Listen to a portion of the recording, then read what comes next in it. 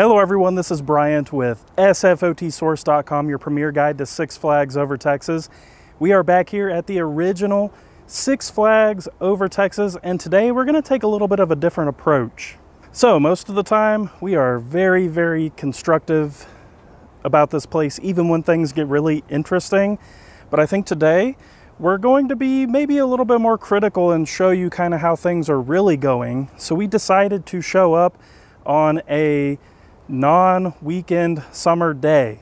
So as you all know, the budget for Six Flags in general has been cut dramatically, it seems like, with operating days and the schedule being blacked out. Essentially no entertainment at this park. There's essentially no summer events.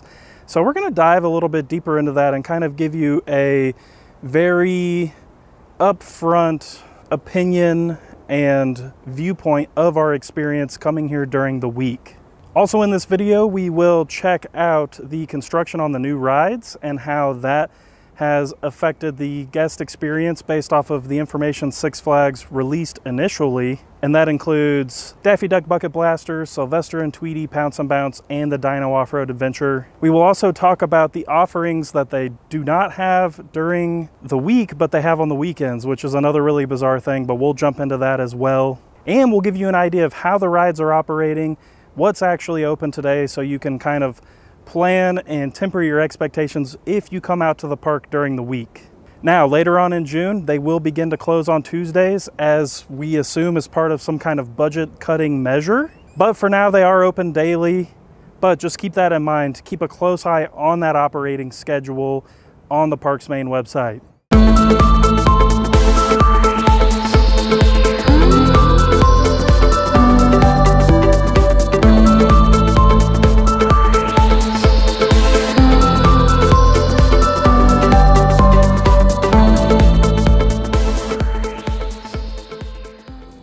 Sometimes pointing out those deficiencies is a little hard because the team member that helped us at the toll booth was very friendly and nice and doing their job very consistently. But as you come into the park, you'll notice that the far preferred parking lot is closed, and then the near preferred parking lot that we're standing in is not manned, which means 40 minutes into a not very busy Monday, and this thing is packed.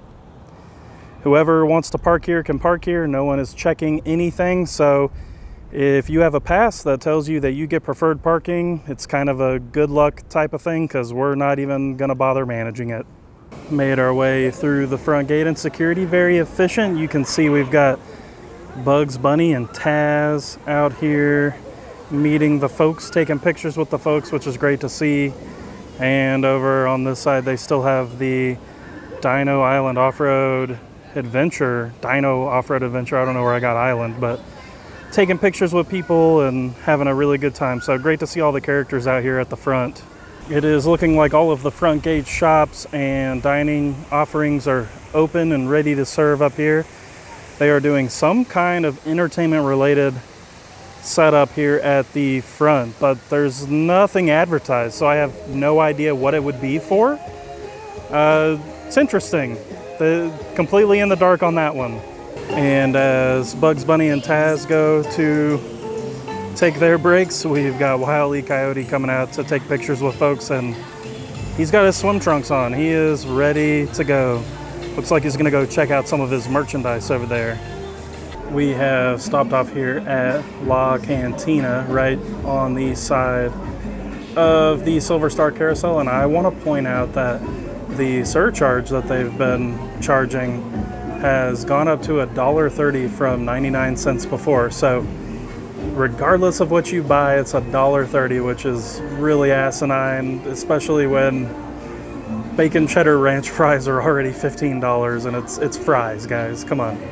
As we venture into Mexico and Spain, looks like most of our family-friendly rides are operating. I saw the teacups just operating, and El Sombrero, of course, is being loaded, and it is operating.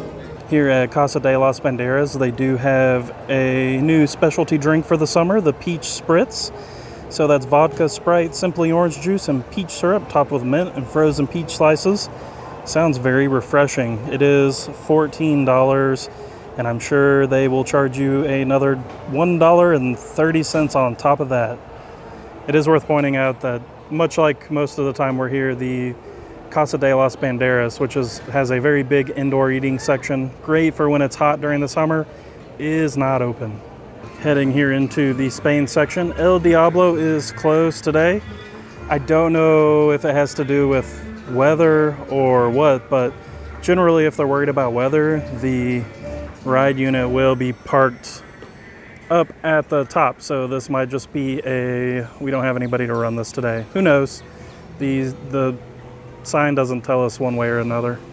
The bobsled is also closed right now, but it does sound like they are trying to do a safety check to get that up and running. We've gotten so much rain here recently, I don't really blame them for this one. This is a ride that cannot operate in the rain. If the trough gets wet, it's over. But the other thing for La Vibora is that the on-ride photos are back, and it is the brand new upgraded photo. And yeah, you can see there is an empty toboggan, I guess you can call it, right there. So it does look like they've been testing this, but these new ride photo setups are fun. We made our way over to Rancho de Pollo, which is just at the entrance of Spain, and they are advertising the peachy spring drink, which is different. This is Sprite, Simply Orange Juice, and peach syrup topped with gummy peach rings for $8.99, a non-alcoholic summer beverage. I haven't really been keeping up with pricing too much, but here at Rancho de Pollo, a chicken strip basket is $19. So with the surcharge, you're looking at $1.30. So what is that? $20.29 for frozen chicken strips. And that doesn't include tax. That's just really crazy. I know that there are meals on the dining plan, but look at this as someone who's just coming to enjoy the park for the first time. So, you know, if you have a dining plan, of course, the food pricing is not really an issue. You're not going to get charged with all of the fees and all of that because it's already included in your pass. But, you know, back in the day, the other option you would have is you could actually leave the park temporarily, go to the picnic areas, and enjoy a meal that you brought. But for a while now, the picnic areas have been closed off. They either have pulled all of the picnic tables out, or they have made it look like a crime scene where it's just got all kinds of weird temporary barricades and tape. And, you know, you're pretty much having to choose, do you want to like sit in your car and eat that food, or do you just want to leave the park? And I think if it was up to me, I would probably leave. We have ventured into the Texas section here at Courthouse Stage, where on Friday, Saturday, and Sunday you can catch Texas Justice. You see that they do 2 shows here at the Courthouse Stage, and then they do a special train robbery show on the train there as well. It's a little bit baffling to me that this only runs 3 days a week, but especially with it being your only, you know, show-based entertainment offering, kind of rough. And one of the other performance venues, which isn't really used for performances anymore, is the Crazy Horse Saloon. This was advertised as being some kind of VIP lounge originally, but they've taken any mention of that off of the building, and it's not open. So I don't know, I guess maybe they're just using it for special events now, not really sure. We're gonna detour from the Texas section and hit Smith Street and Old South here just to take a look at what's going on down this way. Smith Street is very, very quiet today. However, Smith Street Ice Cream Parlor is open. You can get some delicious Bluebell ice cream in there. And of course, JB's Smokehouse Barbecue, which is one of the other primary indoor eating locations, is also open. Also here in the Old South section, you have what used to be La Creperie, which was like a crepe stand, but now has a stage. I believe, based off of what's out here, they're probably doing some kind of karaoke, like a lot of other stuff. No clue when it happens. Don't know if it happens during the week even. But the thing that's crazy to me is how your backdrop is, you know, these old menus covered in black trash bags. Your primary performance venue at Six Flags Over Texas is right here in the Old South section, which is Southern Palace. And of course, it is dark this summer. Nothing happening in here. No way to escape the heat when it comes to enjoying some entertainment. just another piece of the well-rounded theme park experience that has been pushed off to the wayside. Now, in the intro of the video, you probably remember me talking about how there's no kind of event stuff happening at the park. They did recently post that they are doing a 4th of July fireworks celebration. So from July 4th to 6th, you can come out to the park and enjoy a fireworks show at the end of the night. Cut back over to the Texas section, and there is this little stage area that they've built. They put like some kind of venting down on the bottom, so I'm still not really sure what this is going to be used for. Still doesn't look like it's open to anybody, but as we swing across this way, Pirates of Spelunker Cave is operating, which is a great thing to see because this area has just been getting killed with rain and fairly violent storms recently.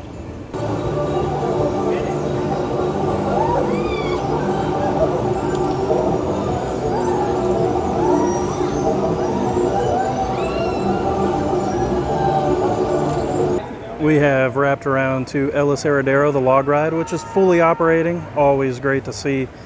But you come over to Casa Magnetica and it still has this closed due to technical difficulty sign out. I've been told that this operates later in the day, but I don't really know what that means because there's no signage explaining that. So I do know the entertainment department has worked very, very hard to bring this back to life and make it interesting and keep up with the quality of it. So that does not go unnoticed on this channel. I just wish there was a clear viewpoint of when it actually operated. You can see through the trees there that Titan, the park's largest roller coaster, is operating. And they have also brought the brand new video and on-ride photo system to the ride. So that is something you can utilize there as well. I want to give a big kudos to Six Flags Over Texas for operating Flume 1 on a slower day. That's not always been a commonality in the past, but such a fun ride and great to see it operating even when the park is in a little bit of a slower day. And over here, kind of at the end of the Texas section, of course, New Texas Giant is operating. But the Six Flags Railroad is not operating today. I do know it operates on the weekends because of the show that they do, but it's not open today, which is a bummer.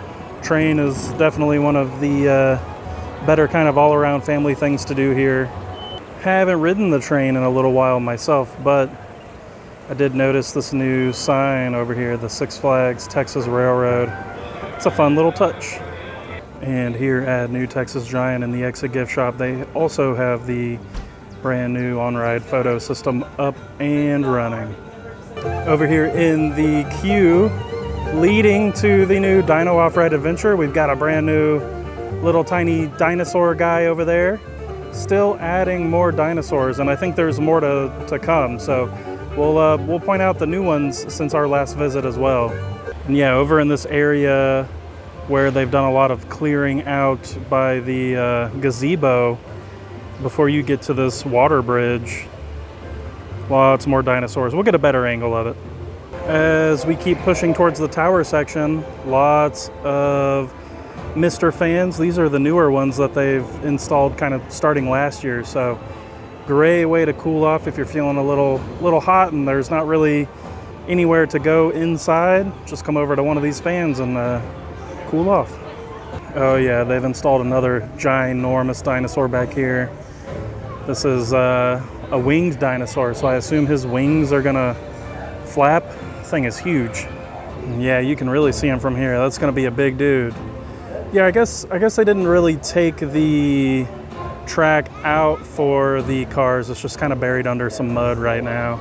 You can get a little bit of a better view of this big boy over here too. They've kind of shifted how the construction fences are set up. That's going to be a ginormous dude too.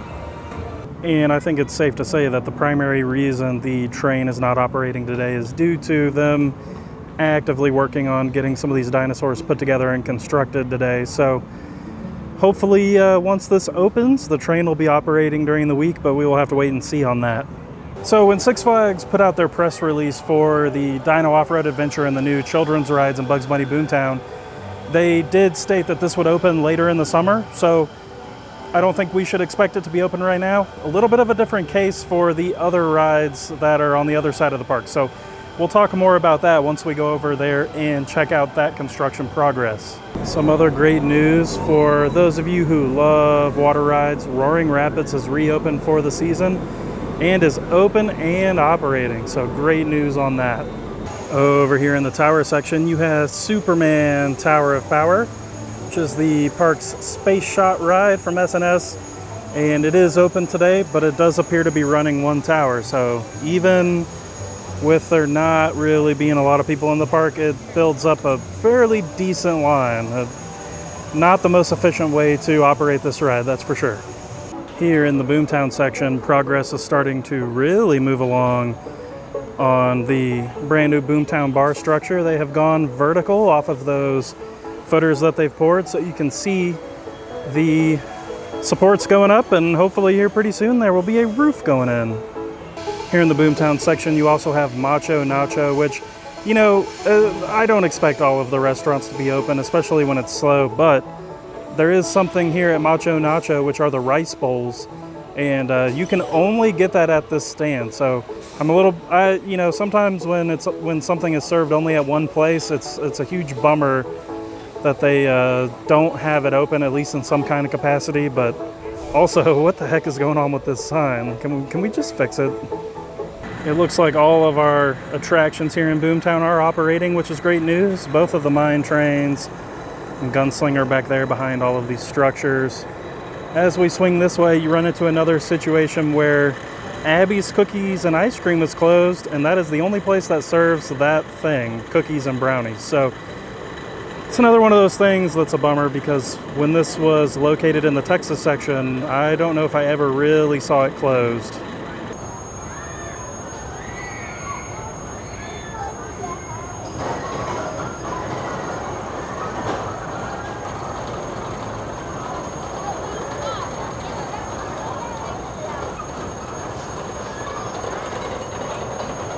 We have crossed over the railroad tracks into the Gotham City section, and just pointing it out because it's another unique offering that you can't get anywhere else, but this taiyaki stand is not operating.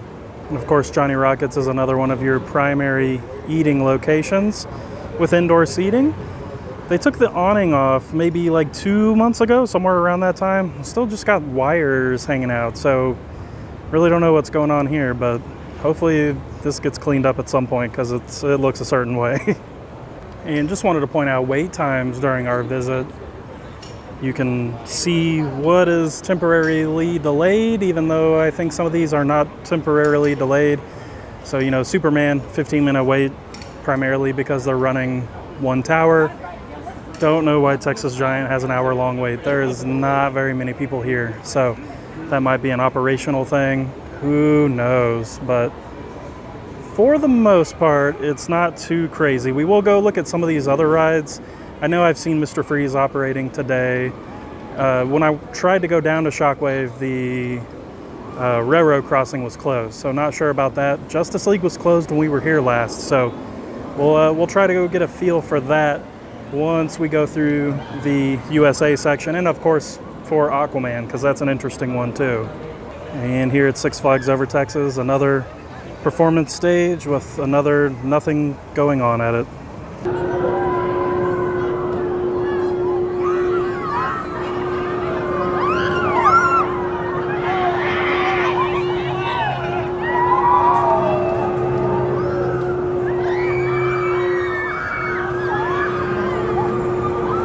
So we've touched a little bit on the whole food pricing scenario. So I think what we're going to do is we're going to go over to All American Cafe and actually put in a mobile order for a hamburger that, if you bought outright with no discount or anything, is going to cost you over $20 with tax and the surcharge.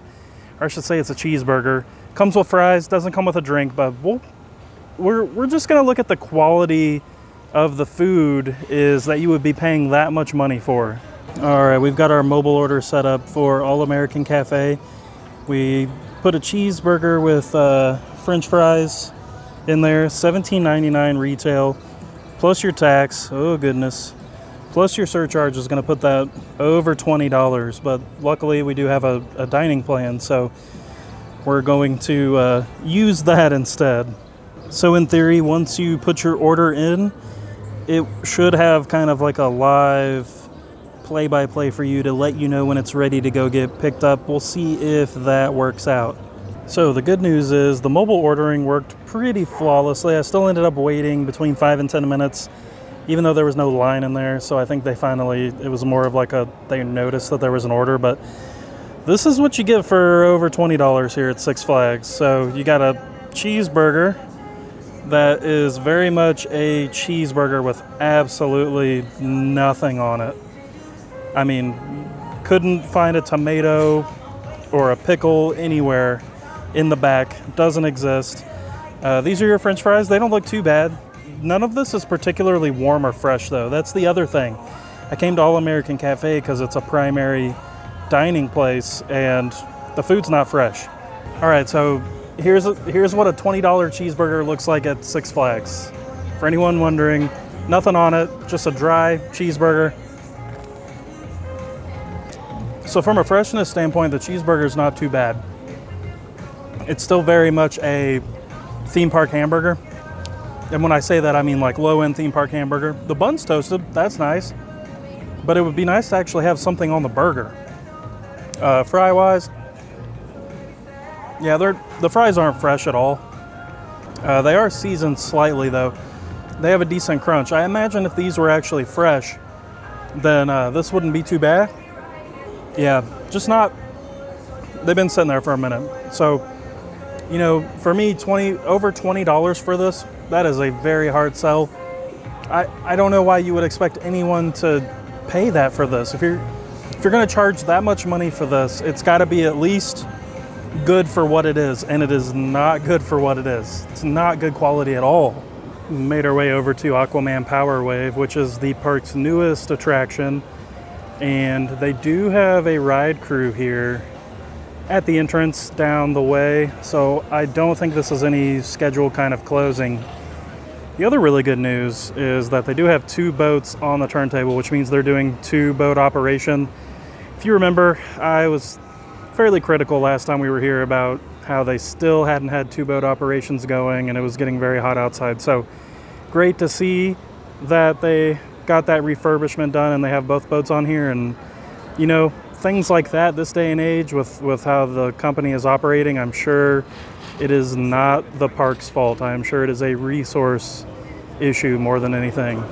And even though the ride wait time screens were showing that Justice League was temporarily delayed, my goodness, it has reopened. They don't have any kind of chains or fences closed off. There's people coming down the exit, so that's great news. This is another good way to cool off with some inside air conditioning when it's pretty limited this summer here.